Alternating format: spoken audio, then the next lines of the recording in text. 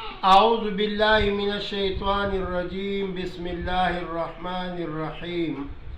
زيما القاری دوست محمد یوټیوب چینل نه بیا تاسو ته د یو ډېرې ښایسته واقعه، ډېره ښایسته قصه، خوندوره قصه او د مطلب قصه هغې ته مخاطب شوی.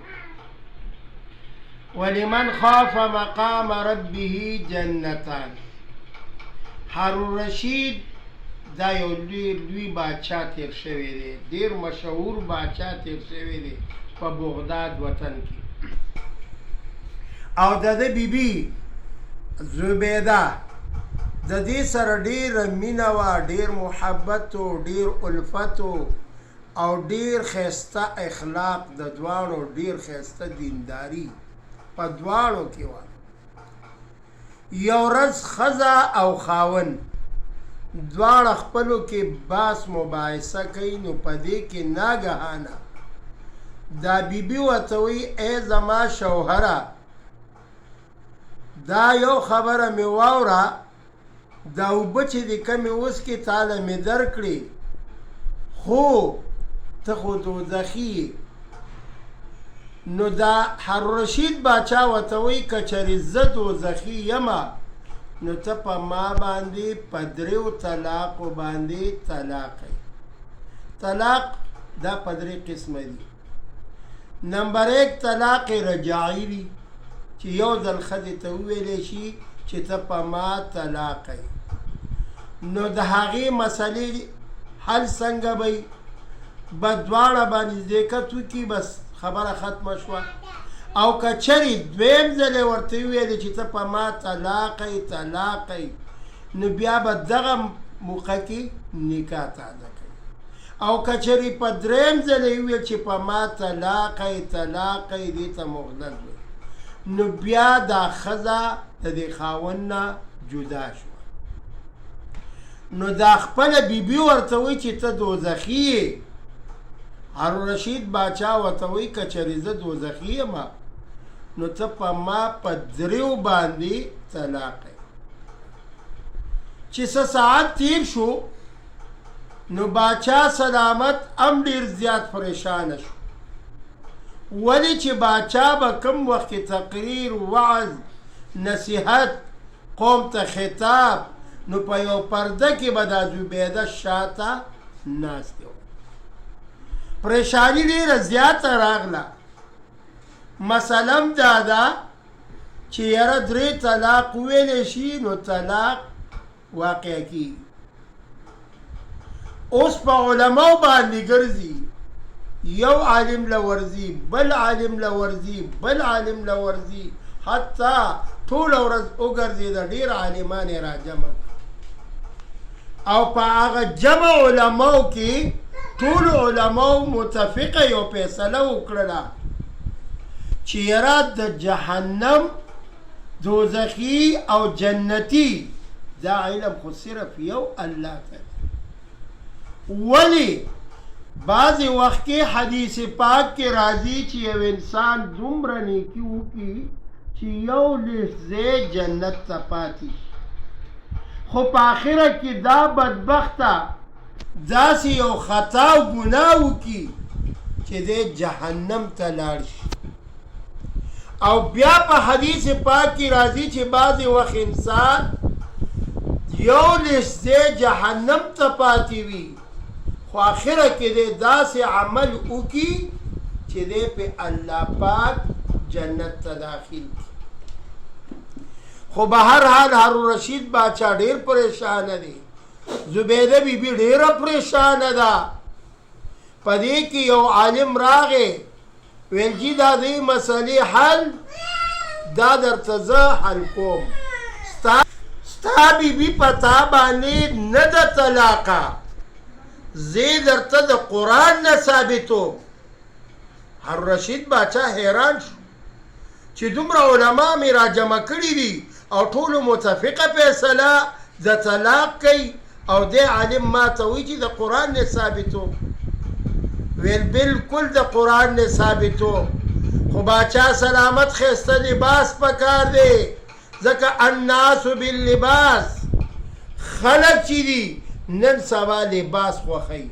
تاسو معاشري کې وګورئ، یو غوړ سړی راشي ټول ورته پاسي، غریب سړي ته څوک لفټ قدرې نه ورکوي. معلومه دا شوه چې خلک په لباس باندې دي. ویل ما ته به ښایسته لباس راکې، ټول علما دې ناست وي، زه به دا مسلې حل راوباسم د قرآن نه. د شرع څلور دلایل دي. نمبر 1 دا پکې قرآن عظیم الشان دی. ویل ډېره ښه د لباس میلاو شو. باچا سلامت په دربار کې ډېر کسان علما را جمع کړي دي. یو ډنډوره وشوله چې عوام نورم را جمع کوي. نن د باچا او د ښځې فیصله ده چې کله دا عالم پاڅېده، هارون رشید باچا ته وایي وایه صاحبه چرته دی په دې دونه عمر کې د الله د یرې دا یوه اوښکه تویه کړې ده؟ هارون رشید باچا پاڅېده، आवाज کوي چې اے خلک واورئ، ضرورت د دې خبرې راغی چیرې تا چرته یو اوښکه د الله د رضا دپاره د الله د یرې نه تویه کړې ده او که نه؟ ای قومه یاد ساتئ کله چې زه په ښه بد باندې پوه شوی یم، البته زه په باچایۍ وخت کې یم، ما نم چرتم تهجد نه دي قضا شوي. ای قومه یاد ساتئ چې هره شپه د الله د یرې نه زه دا اوښکې د امره تویوم چې یا الله ما سبق کومه معامله کې، یا الله زه خو ډېر خطاکار ډېر سیاکاره یم. دغه مولانا صاحب وایي ای باچا سلامت خفه کېږم، قرآن راواړوئ، ویشتمه سپاره سورت رحمان وګورئ. ولمن خاف مقام ربي جنتان. ټول علماء کرام ناستې دي، دا عالم حواله د قرآن ورکوي.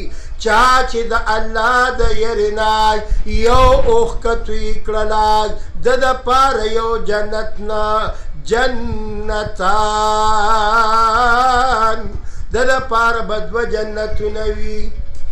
مبارک شه باچا سلامت، ستا بیبي په تا طلاقه نه ده، لہذا ستا شرط موجود نشو، ستا بیبي په تا طلاقه نه ده. نو دا خبره مې دې دپاره دا واقعه بیان کړه. دې کې څه عبرت پروت دی؟ موږ او تاسو له دا عبرت دی چې باچایۍ وخت ته وګوره، او په باچایۍ وخت کې هارون رشید باچا د الله د یرې هره شپه جاړي، اندازه ولګوئ چې زمونږ او ستاسو د باچایۍ وخت نه دی. موږ او تاسو ګدا یو، موږ او تاسو غریب یو، لیکن کم شپه الله ته موږ رول کړې ده او الله ته م جړا کړې ده، الله ته م فریاد کړی دی. وګورئ باچایۍ وخت ته الله پاک پې دومره رحم کړی و چې هغه به جړا کوله، رب العالمین هغه جړا په کم ځای کې په کار راوسته. نو عرض مې دا کولو چې هارون رشید باچا بیبي شرط موجود نشو، ځکه د او مانځه دپاره چې څنګه اودس شرط دی، نو داسې طلاق دپاره هم شرایط دي. ځکه بعضې خلک وایي چې زما ښځه که د پلانکي کره لاړه په ما طلاقه ده طلاقه ده، نو چې دا لاړه نشي شرط موجود نشو، نو لہذا دا ښځه طلاقه نشوه. خو به هر حال بالخصوص نوجوانانو ته ویم دا معاشره دا زمونږ او ستاسو د ټینشن نه ډکه زمانه ده، ځکه موږ او تاسو له په دې معاشره کې د طلاق دا لفظ په دې ژبه بالکل مطلقا چې رام نه ولو. یو انسان سره ټمبم دی، هغه هم دقه دی، نو دا د ټمبم نه استعمالوي، ځکه چې انسان بیا وروستو ډېر پریشانوي. الله پاک د طلاق په لفظ باندې ډیر زیات خفه کیږي. نو رب العالمین دی زمونږ په معاشره کې نوجوانان حضراتو ته داسې توفیق نه ورکوي چې دوی ښځو ته طلاقونه ورکوي. رب العالمین دی په دې خبرو باندې اول ماته او بیا تاسو ته د عمل کولو توفیق راکړي. زمزم القاری دوست محمد، زما نمبر دی 0312 83 4 83 53. دا خپلو ګروپونو کې شیر کوي چې ټول ترې نه فایده واخلي. وما علینا الا البلاغ. دا یو مجربه وظیفه درته ښیم او دا زنانو لم پکار دي او نارینو لم پکار دي چې د ساري مونځ وکړي. نو دا وظیفه ډیره مجربه وظیفه ده. 3 کرته لوستل دي سبحان الله العظیم، سبحان الله وبحمده. هر دا وظیفه دوباره هم واورئ، سبحان الله العظیم، سبحان الله وبحمده. دا یو وظیفه مجربه وظیفه نارینو د پاره او زنانو د پاره چې د ساري مونځ وکړي او 3 کرته دا وظیفه اولولي. د غټو غټو بیمارونه به وله الله پاک نجات ورکي. ډیر آسانه وظیفه ده. سبحان الله العظیم وبحمده.